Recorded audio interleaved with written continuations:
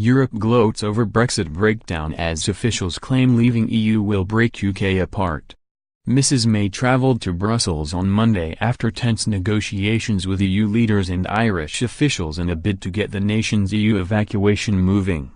But the deal was scuppered at the last minute by her Commons ally the DUP, who threatened to destroy the Prime Minister's Commons majority if she went ahead with plans to allow regulatory alignment between Northern Ireland and their southern neighbours.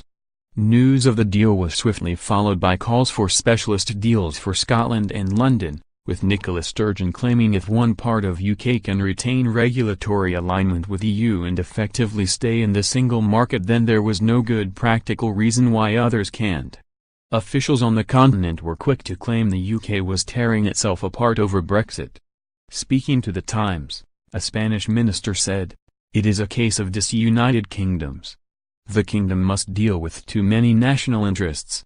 European media also took the opportunity to gloat over the breakdown in talks on Monday, which were brought to a grinding halt when the DUP's Arlene Foster told the Prime Minister she would not support a deal that placed Northern Ireland under different rules to the rest of the United Kingdom. Mrs May stepped out of her meeting with Jean-Claude Juncker to speak with the DUP leader, with insiders claiming a deal was off the table by the time she had returned.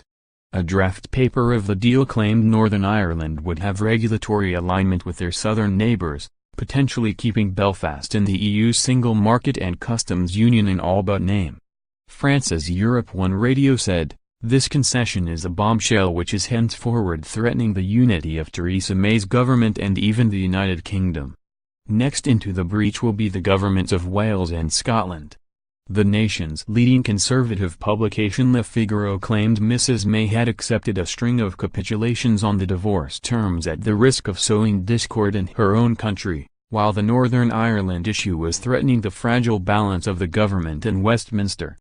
German public radio station Deutschlandfunk went even further, claiming Brexit is the biggest political idiocy since the Roman Emperor Caligula decided to appoint his favorite horse Incitatus as consul. The broadcaster added, "Anyone who needed further proof of this thesis has received it today." However, some officials on the continent were more optimistic when it came to the UK's hopes of striking a deal. Andreas Dombrit, executive board member of Germany's central bank, said too much was riding on a result for there to be no deal.